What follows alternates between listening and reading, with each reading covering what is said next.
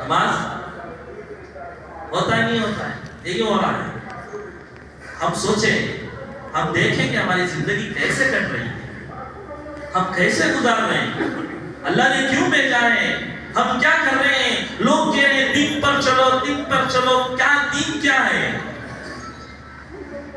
ایک بادشاہ کا قصہ حضرت فرماتے ہیں، ایک بادشاہ، اس کا بیٹا تھا شہزادہ، بادشاہ کے بیٹے کو شہزادہ شہزادہ، یہ نکاح ہوا اس کا۔ غور سے سنو، دین سمجھ میں آئے۔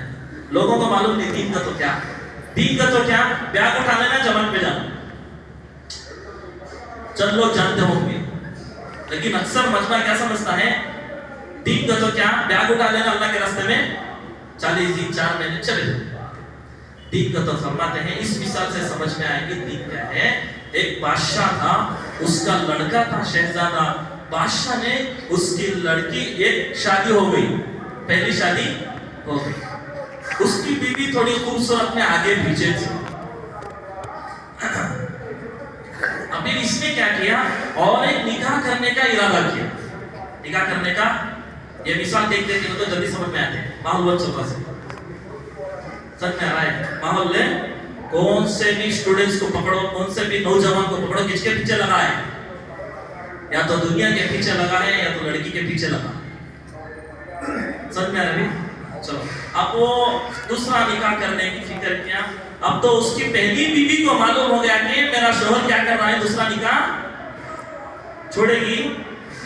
اب اس کو آ گیا، پہلی بیوی کو اس نے نکاح کر لیا۔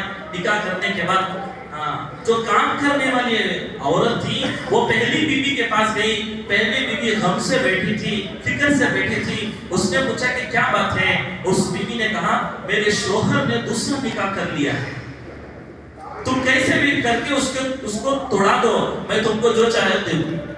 اب عورتوں کا کام یہ چھوٹا سا ہے۔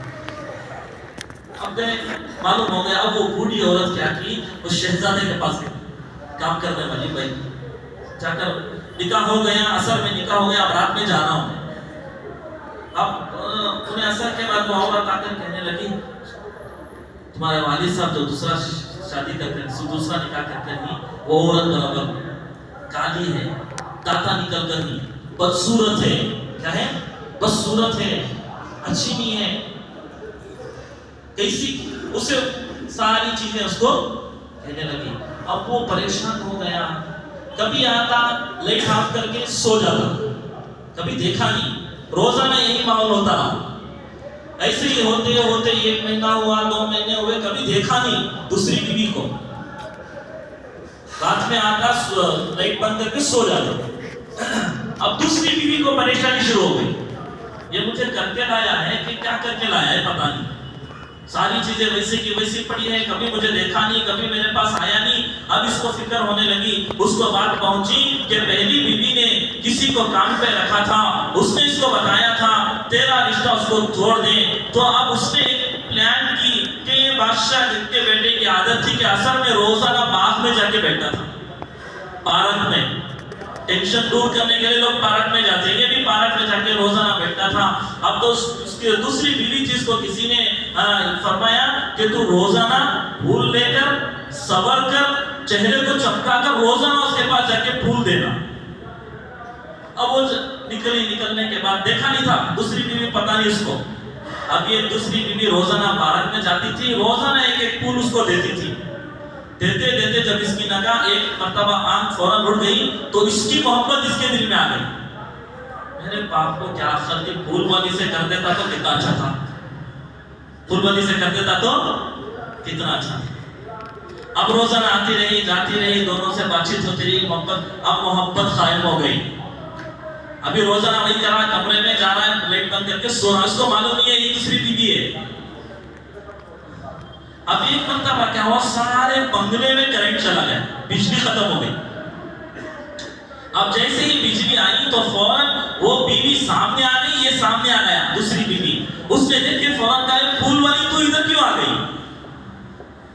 اس پھول والی نے کہا میں ہی تیری دوسری بیوی ہوں۔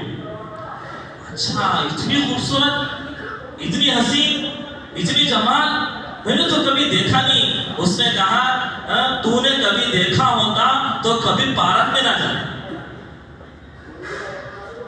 فرماتے ہیں آدمی اگر تبلیغ میں گھسے گا تو تبلیغ پتہ چلے گی کتنی خوبصورت ہے. تبلیغ میں گھسا نہیں, تبلیغ کے راستے پر ہے, ابھی گھسا نہیں. گھسا کیا؟ لوگ بول رہے ہیں بیگ اٹھاؤ, بیگ اٹھا رہا ہے. لوگ بول رہے ہیں